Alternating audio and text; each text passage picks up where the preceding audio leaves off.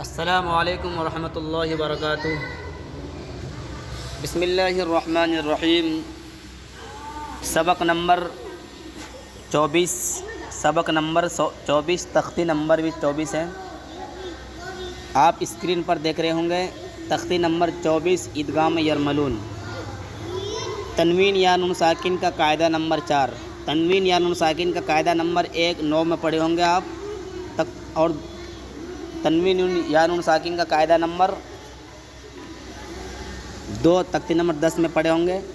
تنوین یا نون ساکن کا قاعدہ نمبر 3 آپ ابھی پڑھے تھے تختی نمبر 23 میں، اور تنوین یا نون ساکن کا قاعدہ نمبر 4 تختی نمبر 24 میں آپ اسکرین پر دیکھ رہے ہیں۔ یہ 4 قاعدے ہیں تنوین یا نون ساکن کا، اس کو دھیان سے یاد رکھنا ہے۔ اس قاعدے کو بہت قیمتی والا قاعدہ ہے۔ تو تنوین یا نون ساکن کا قاعدہ نمبر 4 میں کیا کہہ رہے ہیں ہم آپ کو چلیے بتاتے ہیں۔ حروف ادغام 6 ہے، یا را میم لام واو نون۔ جب جوڑیں گے جن کا مجموع یرملون ہے، تنوین یا نون ساکن کے بعد حروف یرملون میں سے کوئی حرف آ جائے تو لام اور را کی صورت میں بغیر گنہ کے ملا کر پڑھیں گے۔ اس کو ادغام بلا گنہ اور ادغام تام بھی کہا جاتا ہے۔ آپ سمجھ گئے ہوں گے کہ حروف یرملون 6 یا را میم لام واو نون جن کا مجموع یرملون ہے، تنوین یا نون ساکن کے بعد حروف یرملون میں سے کوئی حرف آ جائے تو، مطلب تنوین یا نون ساکن کے بعد حروف یرملون میں سے، حروف یرملون تو 6 ہے، یا را میم لام واو نون، لیکن اس میں بھی 2 حرف کو کٹ کر دیا ہے، لام اور را کو۔ لام اور را جب تنوین نون ساکن کے بعد آئے گا تو وہ قاعدہ نہیں ہوگا جو قاعدہ ہونا چاہیے۔ اگر تنوین مثال کے طور پہ تنوین کے بعد یہاں را آ گیا، تنوین دو پیش کو تنوین کہتے ہیں، تنوین کے بعد یہاں را آ گیا کہ حروف یرملون میں سے بغیر، تو یہاں گنہ کیسے اکفا کیسے کریں گے؟ اس کا قاعدہ یہ ہے کہ تنوین یا نون ساکن کے بعد حروف یرملون میں سے اگر را آتا ہے تو اس کو بغیر گنہ کے ملا کر پڑھیں گے۔ اس کو ادغام تام کہتے ہیں، اس کو ادغام تام کہتے ہیں۔ مثلا میم پیش مو، ہا میم زبر حم، محم دال را دو پیش در، محمدر را زبر را، محمدر را سین واو پیش سو، محمدر رسو لام لام پیش لل، محمدر رسول لام کھڑا زبر لا، محمد الرسول اللہ ہا زیر ہی، محمد الرسول اللہ۔ اب تنوین کے بعد حروف یرملون میں سے 6 حرفوں میں سے ایک یہاں را آ گیا۔ اگر تنوین یا نون ساکن کے بعد لام اور را آتا ہے تو بغیر گنہ کے ملا کر پڑھیں گے۔ یہاں پر تنوین کے بعد را آ گیا، نون ساکن کے بعد یہاں را آ گیا، تنوین کے بعد یہ را آ گیا، تنوین کے بعد را آ گیا، ان کو جو ہے بغیر گنہ کے ملا کر پڑھیں گے۔ اس کو ادغام تام کہتے ہیں۔ اور لام کا مسئلہ رہا کہ نون ساکن کے بعد حروف یرملون میں سے لام اگر آتا ہے تو یہاں پر بھی بغیر گنہ کے ملا کر پڑھیں گے۔ اس کو بھی ادغام تام کہتے ہیں۔ بغیر گنہ کے ملا کے اس طرح سے ہوگا کہ میم لام زیر مل، لام زبر لا، مل لا، دال نون پیش دن، مل لدن ہا پیش ہو، مل لدن ہو، اس طرح سے پڑھیں گے۔ کل تنوین کے بعد حروف یرملون میں سے لام آ گیا، تنوین یہاں ہے، حروف یرملون میں سے لام آ گیا بعد میں، تو اس کو بھی بغیر گنہ کے ملا کر پڑھیں گے۔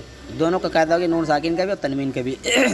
ان کے بعد اگر لام آتا ہے یا را آتا ہے تو بغیر گنہ کے ملا کر پڑھیں گے۔ اس کو ادغام تام کہتے ہیں، اتنا دھیان رکھیے گا۔ اب بچا 4 بچا، 4 کیا بچا؟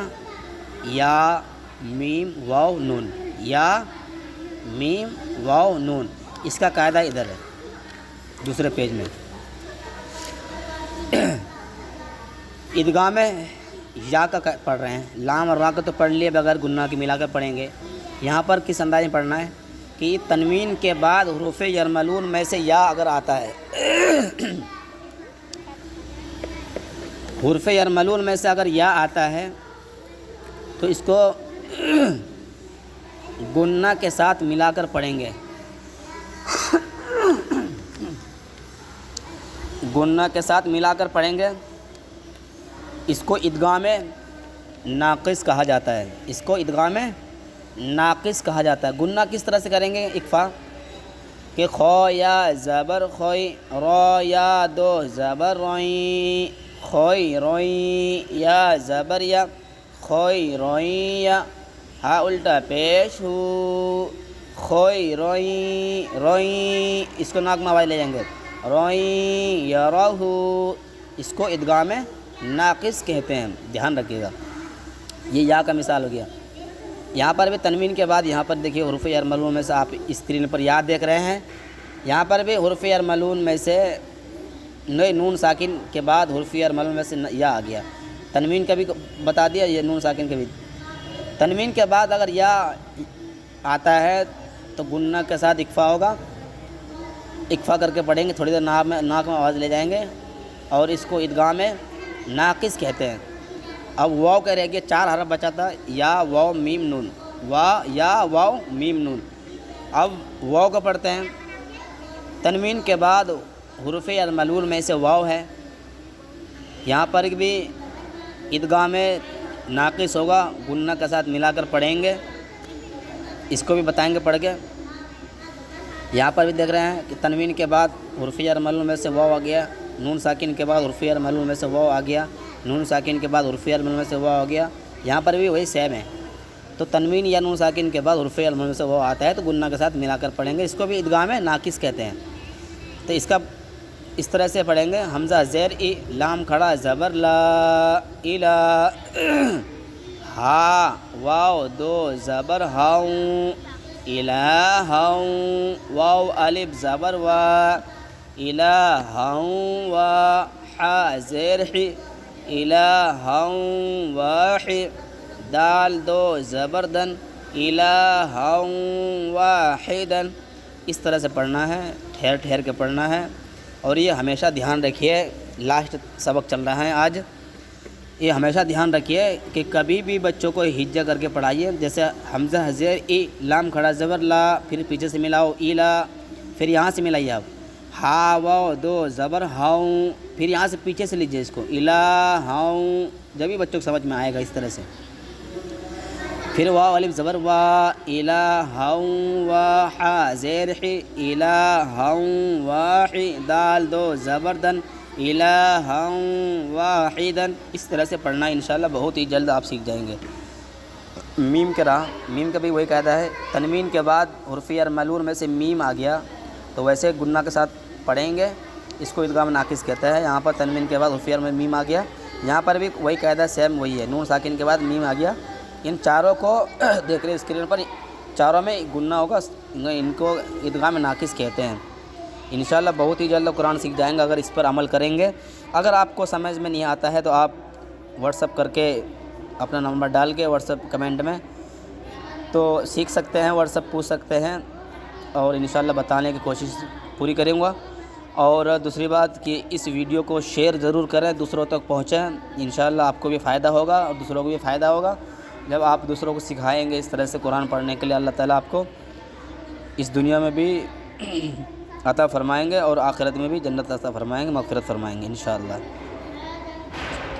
چلیے آج آخری سبق تھا، سبق نمبر 24 میں، یہ سبق نمبر 24 آپ کو بتا دیے پورے کس انداز میں پڑھنا ہے، اور جیسا کہ تنوین یا نون ساکن کا قاعدہ نمبر 3 4 1 2 3 4 کہاں کہاں ہے، اس کو دھیان سے یاد رکھیے گا، انشاءاللہ سیکھ جائیں گے قرآن۔